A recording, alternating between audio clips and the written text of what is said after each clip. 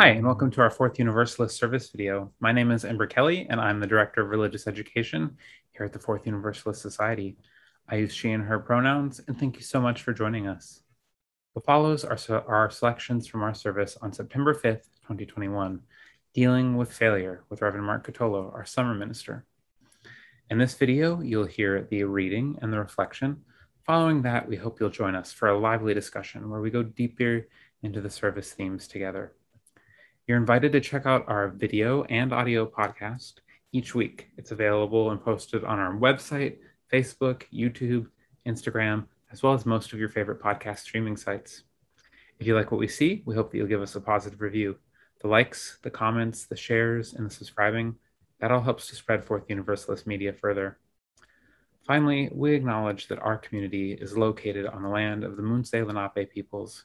We acknowledge their community, past, present, and future. Fourth Universalist Society acknowledges that it was founded upon exclusions and erasures of many BIPOC peoples, including those on whose land this institution is located.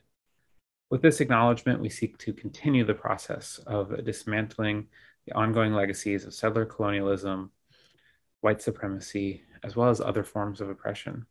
We invite you to join us in this work as we seek to embrace and live out the eighth principle. Thank you again for watching. We begin with our reading.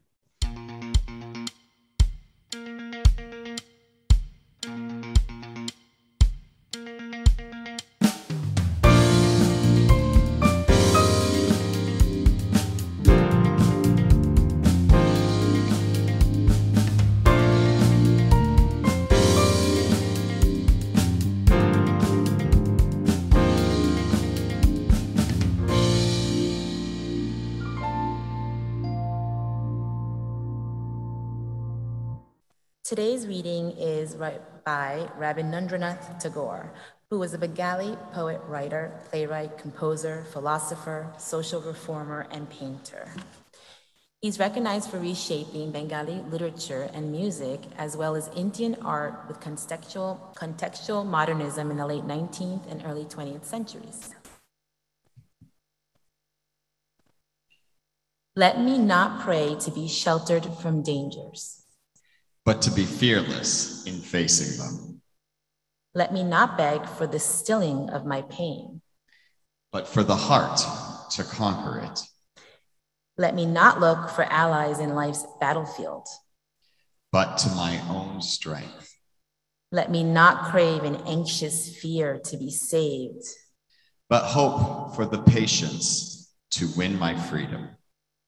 Grant me that I may not be a coward, feeling your mercy in my success alone.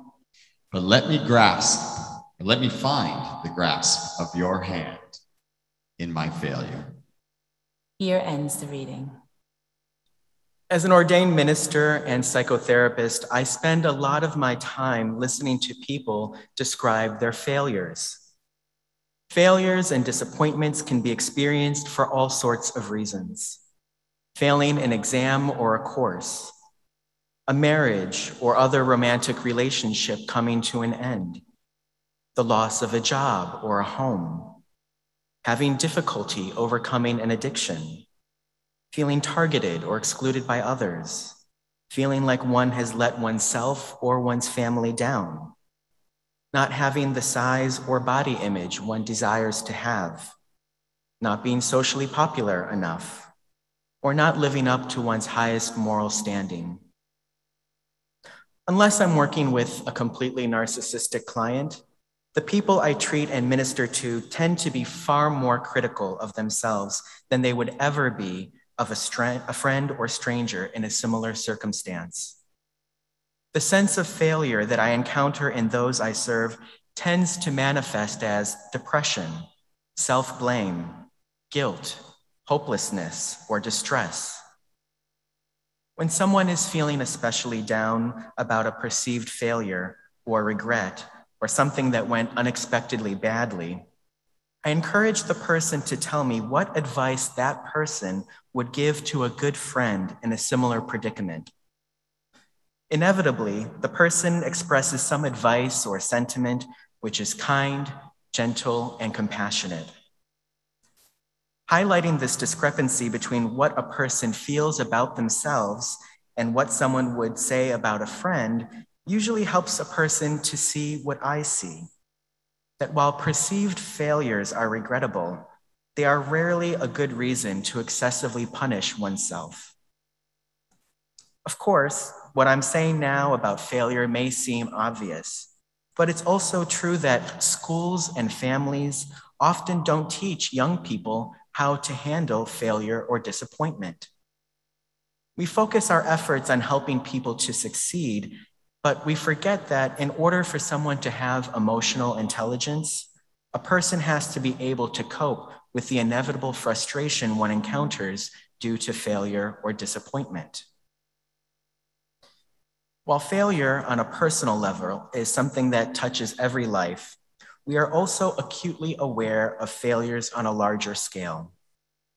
In a highly interconnected world where information is transmitted instantaneously, we quickly become cognizant of the failures which plague our public institutions, our nation, and the wider world. We get frustrated because we imagine that if only someone with more authority than we have were to do something the way we wish they would, then all would be well and failure could be avoided. I see and hear and read this frustration being amplified in our common life these days about two topics: the COVID-19 pandemic and the withdrawal of American troops from Afghanistan. Regarding the pandemic, many feel frustrated that the post-pandemic summer we all hoped for was far more brief and fragile than any of us who were cheering on the vaccination effort could have ever imagined.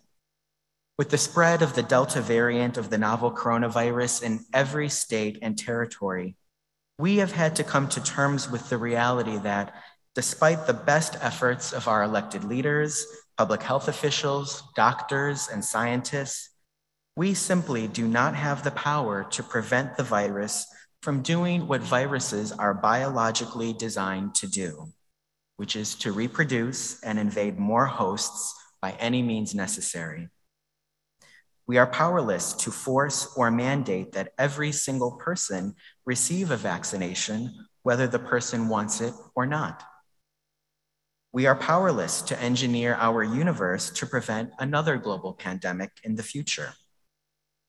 We are upset that the pandemic has happened at this moment in history in our lifetime. We are upset that despite massive amounts of information, education, and incentives, that not everyone shares the same standards of safety or views on preventive measures that we do. And perhaps most of all, we are upset that we can imagine a better, healthier world where we could eradicate this pandemic quickly and effectively, and yet not everyone shares that same goal or the same way of achieving that goal. The same applies to the incredible drama of the past few weeks in Afghanistan. I will never forget how we were gathered together on Zoom for Sunday morning worship on August 15th. And of course, we were all aware of how the Taliban were successfully increasing the size of the territory they control.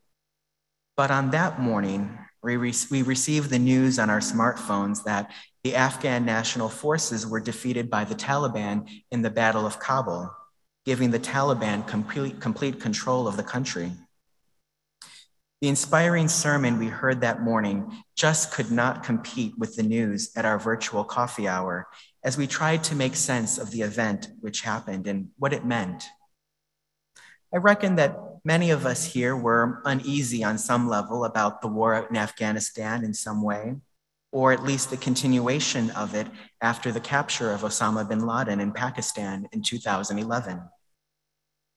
Nevertheless, even for those of us who were encouraged that the longest war in American history was finally coming to an end, it was still disappointing to see the manner in which the conflict concluded, even if there realistically could never be a perfect withdrawal scenario given the scenario on the ground.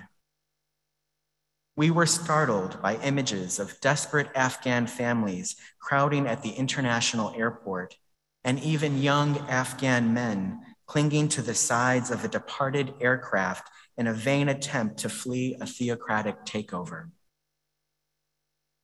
In an attempt to make sense of the debacle unfolding in Afghanistan, many blamed or were disappointed by the president's decisions and wondered aloud how it could be that a nation like ours, which spends over $700 billion on military expenses annually, which has expert intelligence and diplomatic services and unparalleled resources, could not only have lost a war in a kind of stalemate with an otherwise underwhelming opponent, but also how we could have possibly repeated history, a history which was in living memory of many people, a point which was made by those who compared the fall of Kabul to the fall of Saigon in 1975.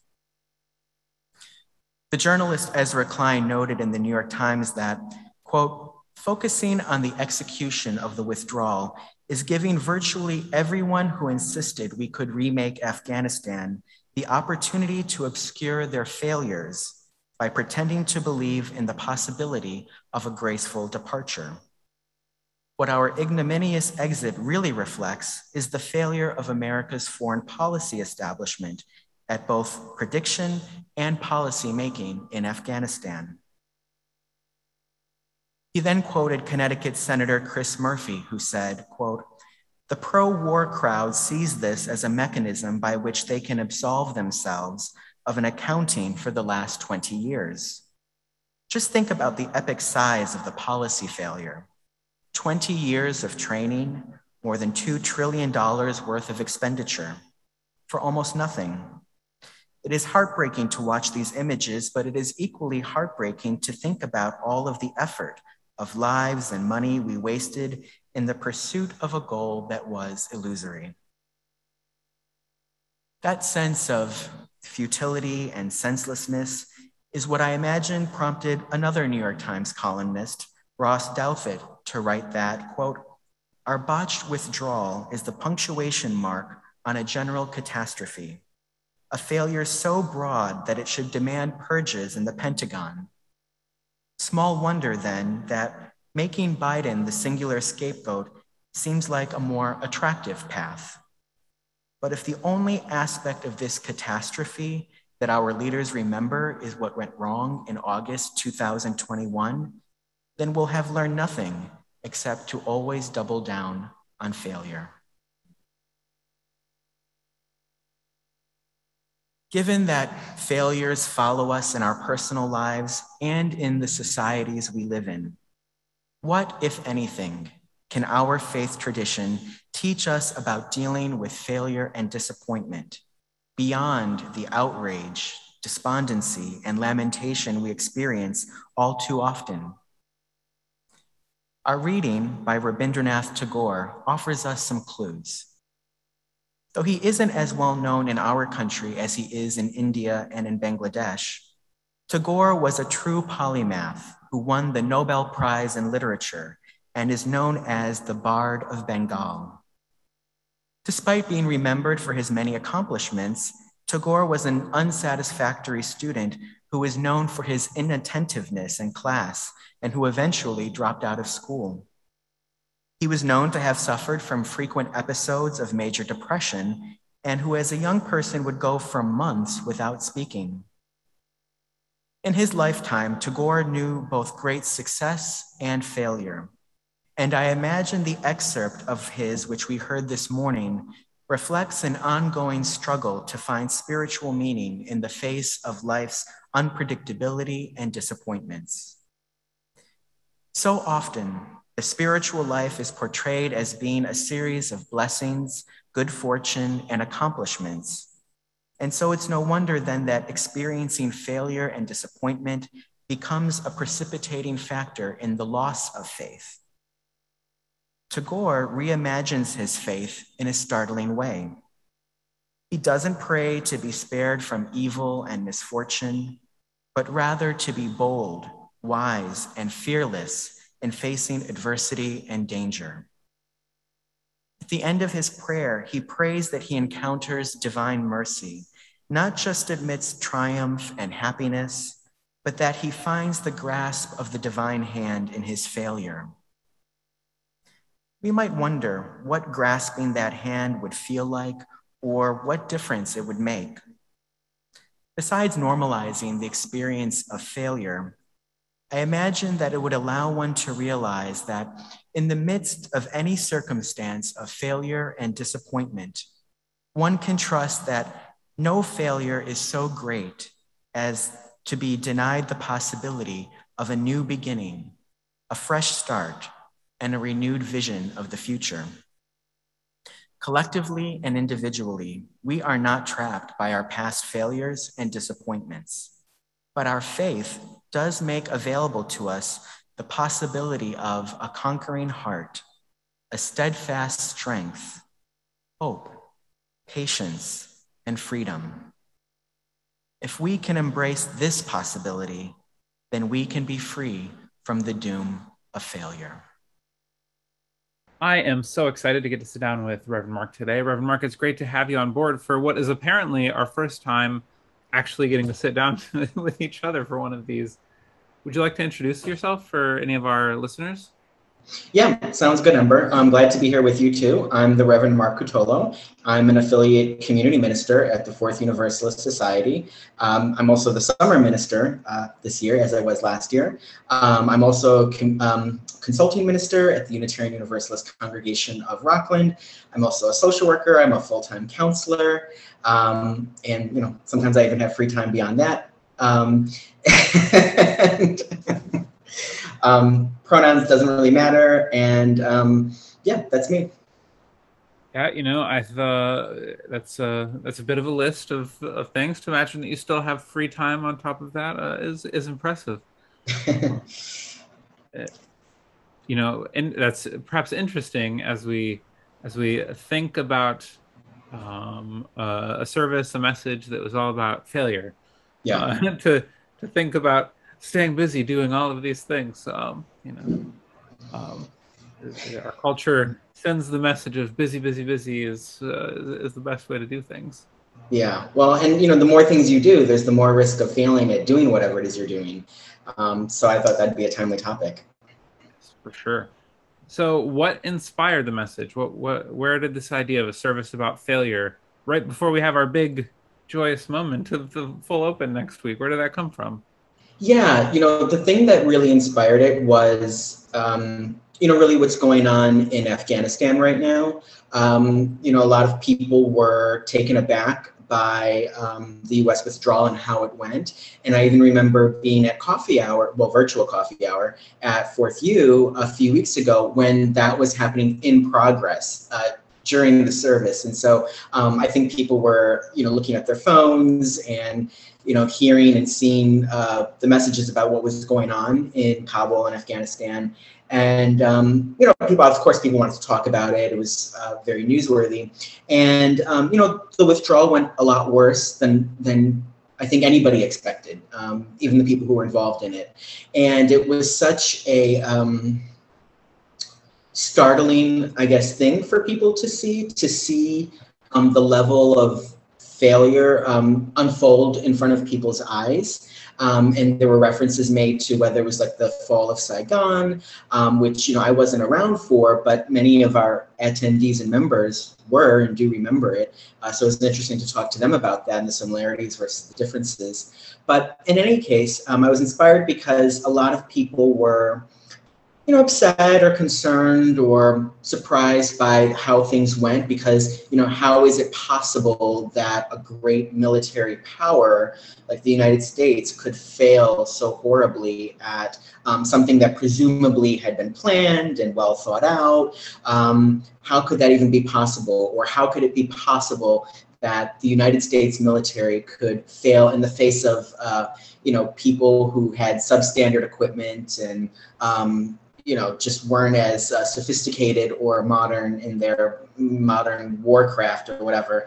So in any case, thinking about that got me thinking about failure and thinking about how all the other areas where people get experience failure in their personal lives or, wider. You know, I mean, also we talk a lot about COVID-19 for obvious reasons, and people talk about the failure of, say, you know, to achieve the rates of vaccination that people would like to see, or the failure of, you know, COVID transmission rates to go down, or some people talk about the failure of the vaccines to prevent, you know, the Delta transmission of Delta in the way we would have hoped, and, you know, how that affected our summer that we thought was going to be different than it was.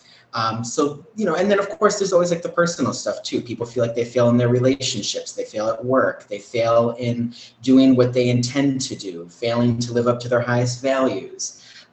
So, you know, and as a counselor, I hear about failure all the time. People, you know, talk about their sense of failure and how it affects their mood. So, you know, there's a lot of failure all around, you know, big picture, little picture. So I thought it'd be worth talking about.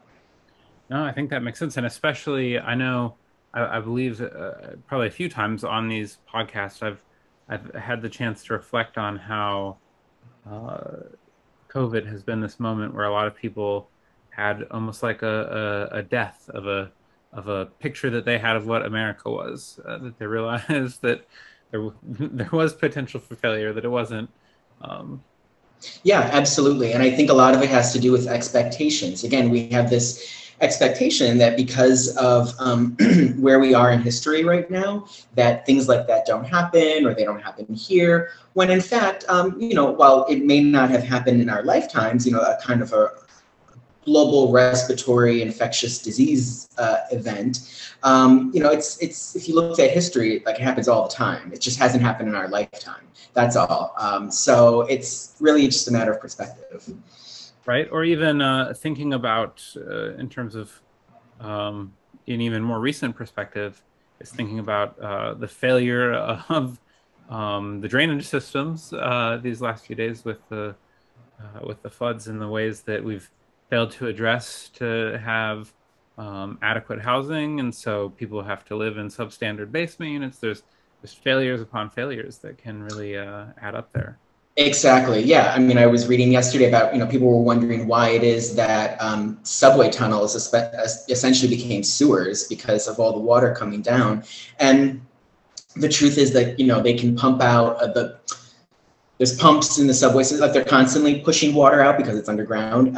And they can do something like, I don't know, like 50 gallons a second or a minute or something. But then when you have 100 gallons per second or minute or whatever it was, you know, it can only do so much. And so of course there's going to be system failure. And I guess what I want to do to a certain extent in my sermon is to normalize the fact that failure happens. Like, we, despite our best efforts, despite all of our best intentions, our technology, our effort, our planning, so on and so forth, you know, we might need to change our expectations about failure, that even when we do, you know, all of our homework and cross all of our T's and dot all of our I's and have the best of intentions, unfortunately, unexpected things happen, unexpected outcomes happen, and we experience failure, and then that affects how we feel. So I think it's worth kind of talking about that and normalizing the fact that, unfortunately, failures happen in our systems. Right. And when you know, while I joked that talking about failure before our big happy moment, at the same time, soft open was this process, acknowledging that, hey, it's been like 18 months since we've been in person together. It's going to take us some failures before we have, you know, the audio always working correctly, before you know I had my issue that if I turned too far from the mic, it wouldn't pick up my voice. The Time for All Ages, you know, there's these little things that my attendance system wasn't quite loading properly on one thing, and you know, we can't know that these are going to happen, so we have to allow that room for the fact that failure will happen. But how are we going to handle that failure?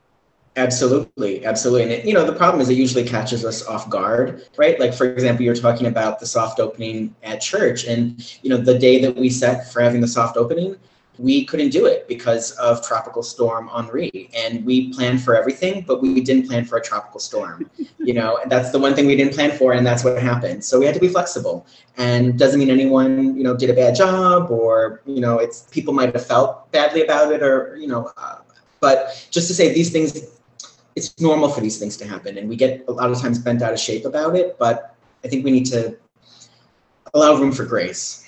No, for sure. So I'm curious, as you prepared this message, as you worked on this week's service, what resources did you like draw from or were useful to you? Maybe like a book or anything that you'd recommend to people?